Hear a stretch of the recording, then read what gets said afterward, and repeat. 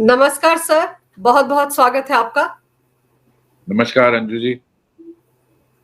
Sir, Pakistan के जो army chief हैं बड़ी बहकी बहकी बातें कर रहे हैं। उनका कहना है कि कश्मीर जो है वो तो पाकिस्तान के गले की नस है, कैसे उसको छोड़ दे। और यहाँ पर भारत ने दो टूक कह दिया है कि खाली करो पीओके, अवैध तरीके से पाकिस्तान ने उस पर कब्जा किया हुआ है।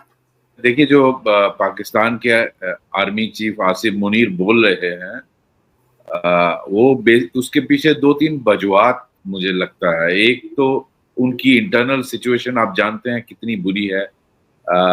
बलूचिस्तान और केपी के जो दो प्रोविंसेस हैं वो ऑलमोस्ट 70-80% उनके कंट्रोल में नहीं है, और वहाँ हालत इतनी खराब है कि वहाँ की फौज बाहर नहीं निकल सकती। तो किसी तरीके से लोगों में जो आर्मी की साख है वो कैसे बनाई रखी जाए। तो पाकिस्तान फौज का जो मोराल है वो बिल्कुल, और लोगों में रेपुटेशन पाकिस्तान आर्मी का बुरी तरह से गिरा हुआ है। जो पाकिस्तान के लोग समझते थे कि फौज ही हमारा सब कुछ है, वो आज पर्टिकुलरली इमरान खान जो फॉर्मर प्राइम मिनिस्टर हैं, उन आपको याद होगा उनके जब अरेस्ट हुई तो किस तरह के हालात बने।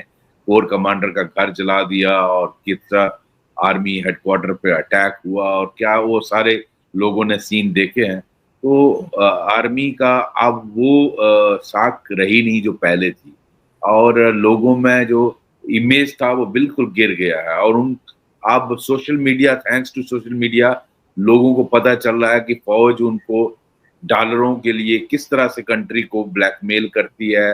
पाकिस्तान इसी कलमा पर जिस पे बना, आज वो किस कगार पे आया है। रोटी रोटी के लिए वहां का आदमी तरस रहा है, भिखारियों जैसा उनका मजाक पूरी दुनिया उठाती है।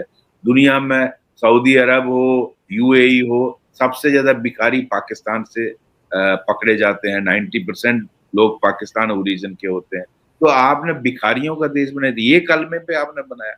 और सऊदी अरेबिया हो गया, यूएई हो गया, या दूसरे ओरिजिनल, मैं जिनको कहूंगा जो जो एक्चुअल मुस्लिम्स हैं, उनको हिंदुओं के साथ रहने में कोई दिक्कत नहीं है। वहां मंदिर बन रहे हैं। आप देखिए यूएई मंदिर बन, जो प्राइम मिनिस्टर ने इनागुरेट किया, अब यूएई में तो बना, अब मैंने सुना सऊदी अरबिया में तैयारी हो रही है, बाकी और दो तीन कंट्रीज में बन रहा है। तो उनको, और उनके महा मिनिस्टर आते हैं वहां, शेख आते हैं, वो वहां मत्था टेकते हैं, पूजा में बैठते हैं, उनको कोई दिक्कत नहीं है। ये कन्वर्टेड मुस्लिम्स जो हैं पाकिस्तान, बांग्लादेश, हिंदुस्तान की, उनको ज्यादा तकलीफ है कि हम हिंदुओं के साथ नहीं रह सकते। क्योंकि ये मानसिकता है, ये जो जो कट्टरपंथी मानसिकता है ना, और ये अपने आप को अ, असली मुस्लिम मानते हैं, और जो वहां सऊदी अरबिया का प्रिंस है उसका मजाक उड़ाते हैं। और उसका नतीजा आपने देखा, उन्होंने हज का कोटा कम कर दिया। वो उनको एक मिनट लगता है इनको सेट करने में, और वो इनको मुस्लिम मानते ही नहीं। जो इन भारत, इस सब कॉन्टिनेंट के मुस्लिम्स हैं, जो इंडिया हो गया, पाकिस्तान हो गया, बांग्लादेश हो गया, इनको हिंदी हिंदी मुस्लिम बोलते हैं। अगर आप सुने तो उनको कोई प्रॉब्लम नहीं है, जो ओरिजिनल मुस्लिम्स हैं हिंदुओं के साथ। और कितनी ट्रेजेडी की बात है कि ये 95% लोग जो हैं, ये सारे हिंदू एंसेस्ट्री से आते हैं। ये कन्वर्टेड मुस्लिम्स मेजॉरिटी 1995%, मुझे एग्जैक्ट परसेंटेज मैं नहीं बोल पाऊंगा। पाकिस्तान में बहुत फैशनेबल है, अगर आपने देखा अपना वो डीएनए कराते हैं, देखा ना आपने, डीएनए टेस्ट कराते हैं कि हमारा ओरिजिन क्या, अल्टीमेटली क्या निकलता है, भारत, यहाँ के डीएनए निकलता है। अगर आपको याद होगा, मैं स्टेटमेंट याद दिलाना चाहता हूं, जो प्रेसिडेंट आए थे इंडोनेशिया के, उन्होंने जब उनको हमारे राष्ट्रपति भवन में, वहां उसमें प्राइम मिनिस्टर भी बैठे थे, प्रेसिडेंट मुर्मू भी बैठी थी, सभी वीआईपीज बैठे थे, वाइस प्रेसिडेंट, सब सीनियर लोग बैठे थे। तो उन्होंने खड़े होकर जब स्पीच दे रहे थे, उन्होंने कहा, मैं आपको खुशी से बताना चाहता हूं, मैंने अपना डीएनए टेस्ट करवाया। कहाँ? इंडोनेशिया के प्रेसिडेंट। मेरा ओरिजिन जो है डीएनए इंडियन निकला। अब पाकिस्तानी बांग्लादेशी जो हैं ही यहाँ के रहने वाले, वो कहते हैं कि हम यहाँ के हमारा कल्चर इलादा है। अरे भाई, कोई 5 जनरेशन पहले कन्वर्ट हुआ, कोई 10 जनरेशन पहले कन्वर्ट हुआ है, सारे आपके एंसेस्टर हिंदू थे, क्योंकि उस वक्त जजिया लगाया जाता था। और जजिया लेने का तरीका जो मैंने किताबों में पढ़ा है कि आपको पैसा ऐसे नहीं लेना होता था, ऐसे लिया जाता था और थूका जाता था आपके मुंह पे।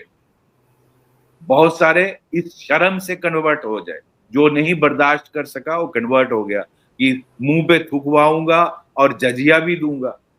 बहुत सारों का रेप भी हुआ, ये फैक्ट है, no one can deny, history में लिखा है। तो अब आप अगर हिंदुओं को गाली दे रहे हो तो अपने आप को, अपने एंसेस्टर्स को गाली दे रहे हो, अपने कल्चर को गाली दे रहे हो। भारत ने तो 2 टूक सुना दिया, कह दिया कि भाई खाली करो पीओके, आपने अवैध तरीके से कब्जा किया है। तो भारत के एमईए के स्टेटमेंट को कैसे देखा जाए, क्योंकि आप भी जानते हैं पीओके से लगातार आवाज उठ रही कि हम भारत के साथ जाना चाहते हैं, हम उसके साथ रहना चाहते हैं। तो कहीं कोई कनेक्शन है कि आगे चलकर बहुत जल्द ऐसा कुछ देखने को मिले कि पीओके हमारे साथ आई जाए? अंजू जी, ऐसा है कि एक दिन तो पीओके वापस आएगा, इसमें कोई शक नहीं है। और भारत का जो एमईए का स्टेटमेंट है कि ये आपने हमसे चोरी से लिया है, उसको मैं थोड़ा एलेबोरेट करूंगा। देखिए कैसे, जब महाराजा हरि सिंह ने इंस्ट्रूमेंट ऑफ एक्सेशन भारत के साथ साइन किया तो पाकिस्तान को लगा कि अब ये हाथ, क्योंकि उस वक्त वो करता धरता थे, उन्होंने इंडिया के साथ इंस्ट्रूमेंट ऑफ एक्सेशन साइन कर दिया, तो इन्होंने कवाली भेजे फोर्सबली कब्जा करने के लिए, और वो श्रीनगर तक आ गए थे। अगर आप हिस्ट्री पढ़ें और फिर किस तरह से इंस्ट्रूमेंट ऑफ एक्सेशन साइन हुआ, उसके बाद फिर यहाँ से एयरफोर्स को ड्रॉप किया गया श्रीनगर एयरपोर्ट पे और उन्होंने पुश बैक किया।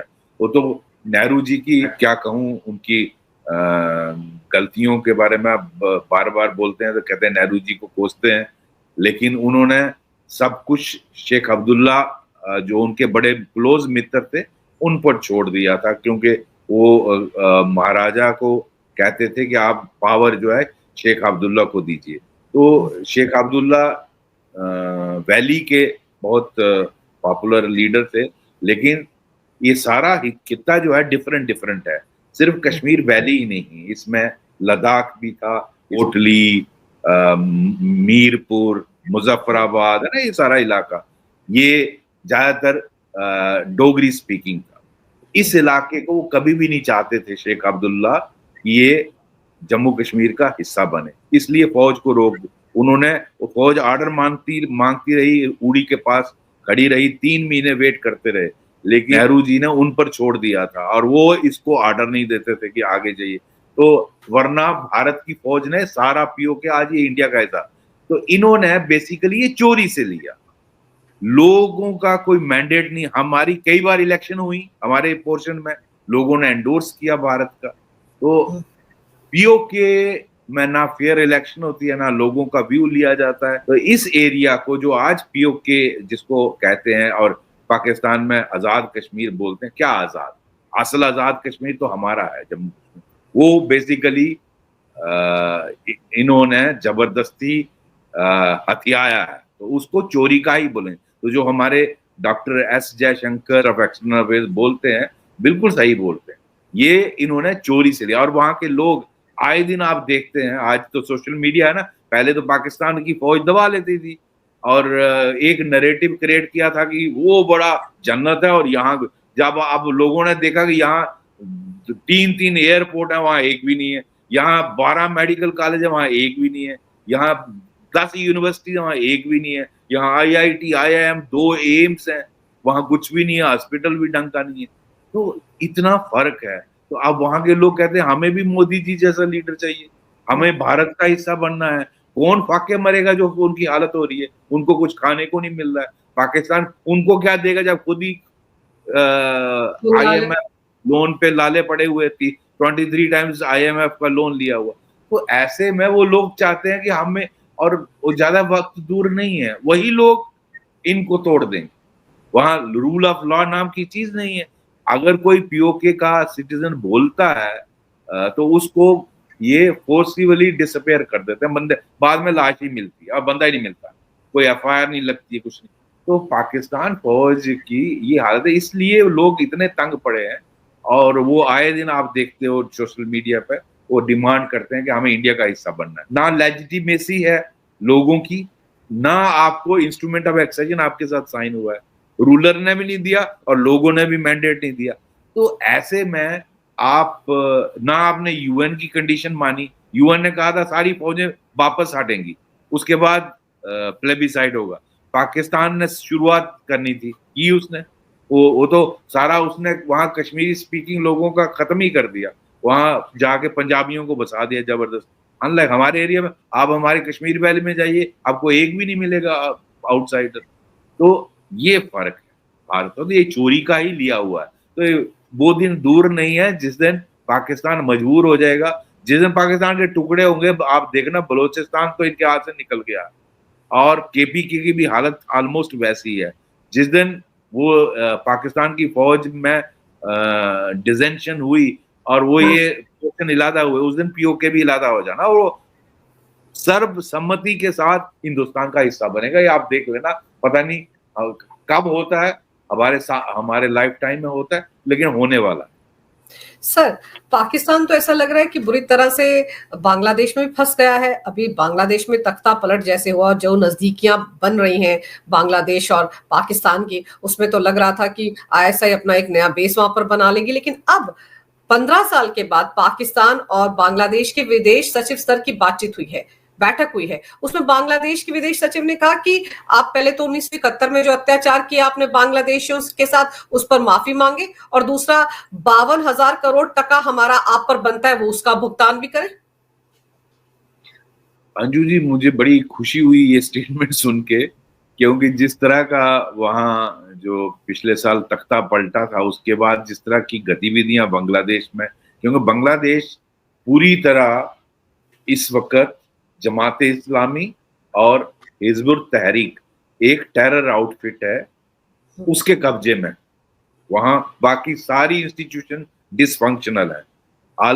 जो अवामी लीग थी, शेख हसीना तो खुद इंडिया में पनाह लेके बैठी हैं, तो उनकी पार्टी ऑब्वियसली लीडरलेस हो गई। खालिदा जिया दूसरी पार्टी थी, पीएनबी, तो वो जो है वो इतना कंट्रोल, मतलब मेन अपोजिशन पार्टी वो थी, वो उसका आज इतना कंट्रोल नहीं है। ज्यादातर जो आप देखते हैं वहां स्ट्रीट पावर है, वो एक कंट्रोल्ड है बाई हिजबुल तहरीक जो टेरर आउटफिट है और जमात का। और उस जो हिजबुल तहरीक का फाउंडर था उसको उन्होंने होम सेक्रेटरी बनाया, मोहम्मद यूनुस ने। वो दिखाता है कि क्या एजेंडा, मतलब कोई टेरर आउटफिट के आदमी को होम सेक्रेटरी बनाता है, फाउंडर को। उससे आपको इंटेंशन पता चलती है आप क्या चाहते, ताकि आप वहां लोगों को रेडिकलाइज करो, वहां सब कोई हिजबुल तहरीक का मेंबर बनाओ और इंडिया को उंगलबाजी करो। और ये सिरदर्दी सिर्फ इंडिया के लिए नहीं, पूरी दुनिया के लिए बनेगी। Bangladesh is going to be a big terror hub and threat in future, unless ये सारा जो हो रहा है इसको ड्रास्टिकली बदला जाए। और आपने देखा मोहम्मद यूनुस जब चाइना गए थे, क्या बोला कि ये जो नॉर्थ ईस्ट की 7 सिस्टर्स हैं, दे आर लैंड लॉक्ड और हम ही कस्टोडियन है सी के। अरे भाई क्या बात करते हो, तुम किस बात के कस्टोडियन हो? तुम्हारे मुकाबले में इंडिया की इतनी बड़ी कोस्ट लाइन है। मैं तो समझता हूं जो उसके ये दिस शोज हिज इंटेंशंस कि मतलब एंटी भारत, एंटी सनातन जो इनकी हुआ है। और उसके बाद आप बोलते हो चाइना को आप आओ हमारे यहाँ और एयरपोर्ट बनाओ, कहाँ? चिकन नेक एरिया में, चिटगांग। मैं तो कहता हूँ चिटगांग उसकी विश पूरी कर देनी चाहिए। चिटगांग को वो वैसे भी मेजॉरिटी वहाँ हिंदू लोग रहते हैं, उनके लिए कार्व आउट कर देना चाहिए। और इवन चिकन नेक जो है, दोनों तरफ से फौजें मूव करें, जो चिकन नेक का एरिया है अभी ऐसे ऐसे जाती है ट्रेन, अब यहीं से काट दी, कहानी खत्म बांग्लादेश। तो ये जो एंड वी कांट, जिस तरह से वो पाकिस्तान को इनवाइट करता है आईएसआई बहुत एक्टिव हो गई है। वो तो चाहते थे ऐसा होना, और ऊपर से चाइना, दोनों पाकिस्तान इंडिया के दुश्मन। अगर आप उनको हमारे यहाँ नेबर में बैठाओगे चिकन नेक एरिया में, तो इंडिया के लिए सिक्योरिटी थ्रेट कितना बड़ा हो जाए। If you are doing it, it means you have an agenda against India. तो can India sit silent? No. मैं समझता हूं हमारे जो पॉलिसी मेकर हैं वो डेफिनेटली इस पे सोच विचार सीरियसली करते होंगे। अगर कोई ऐसी मूव की कि वहां आप एयरपोर्ट बना, चाइना को बुलाओगे बनाने के लिए, और आईएसआई वहां कैंप बनाएगा ट्रेनिंग के, तो इंडिया को चिकन नेक का फिर कुछ इलाज करना पड़ेगा, चिटगांव का इलाज। जी। लेकिन सर इतनी क्लोजनेस के बावजूद मतलब विदेश सचिव बांग्लादेश के कह रहे हैं कि पहले माफी मांगो जो 1971 में किया। ये बहुत अच्छा बोला उन्होंने, क्योंकि पाकिस्तान की जो उस वक्त आर्मी थी इन बांग्लादेश में, और जो रजाकार थे, रजाकार उनको बोलते हैं जिन्होंने पाकिस्तान फौज का, ज्यादातर उसमें जमाती लोग थे, यही जो आज स्ट्रीट वो दिखा रहे हैं, ये ज्यादातर रजाकार थे। ये पाकिस्तान फौज के साथ मिले हुए थे, और इन्होंने आम बांग्लादेशियों को मरवाया। 30 लाख लोग, एक रिपोर्ट के मुताबिक, यूएन की रिपोर्ट के मुताबिक 30 लाख लोग मारे गए, और कम से कम 10 लाख औरतों का रेप हुआ। ये यूएन ने माना है, मैं नहीं कह रहा, मैं कहीं पढ़ा था। तो 10 लाख औरतों के रेप, बांग्लादेशी औरतों, तो माफी नहीं मांगनी चाहिए। इनफैक्ट पाकिस्तान को तो माफी से भी आगे कि जो हमारे बुजुर्गों ने यहाँ आप पर अत्याचार किया, आप हमें क्षमा करें, उसमें हमारी गलती नहीं। और फॉर्मली ऐसी अपॉलॉजी पाकिस्तान की सरकार से आनी चाहिए लोगों के बिहाफ पे, और बांग्लादेश के लोगों को वो। लेकिन मुझे खुशी है कि अगर ऐसा स्टेटमेंट आया, मैं आज ही पढ़ा हूं, मैं हम तो जब इनकी क्लोजनेस देख रहे थे, हम कह रहे थे ये भूल गए इतना कुछ हुआ है पाकिस्तान की फौज ने। तभी तो भारत बीच में इंटरवीन किया था, और ये बांग्लादेश को जो भी हम सपोर्ट दे सकते थे, तभी तो फिर इंडिया इंटरवीन किया था, हम मुक्ति वाहिनी बनाया था, और फिर इनको आजाद करवाया।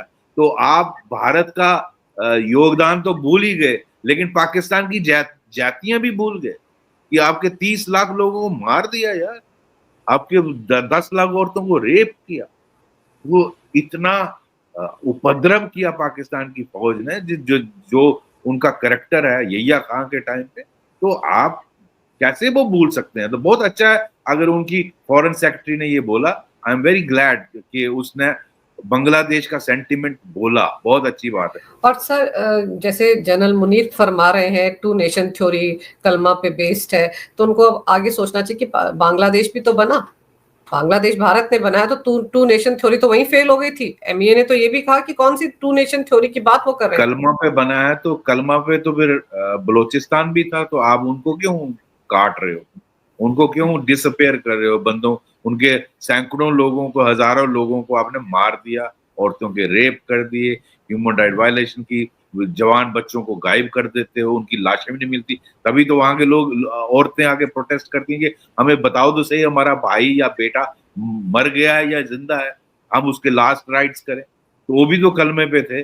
अगर कलमे वाली बात है तो अफगानिस्तान वाले भी मुस्लिम हैं, आपका केपी के लोग भी मुस्लिम हैं, तो आप उन पर जातियां क्यों कर रहे? अफगानिस्तान से क्यों लड़ रहे हो? क्योंकि वो आपके हिसाब से नहीं चले। आप उम्मीद करते थे कि ये तालिबान हमने क्रिएट किए हैं, और जब इनका रूल आ जाएगा, तो जिस तरह इमरान खान उस वक्त के प्रधानमंत्री बोलते हैं कि chains of shackles have been broken, जंजीरें टूट गई गुलामी की, तो फिर आप क्यों लड़ रहे हो अफगानियों के साथ?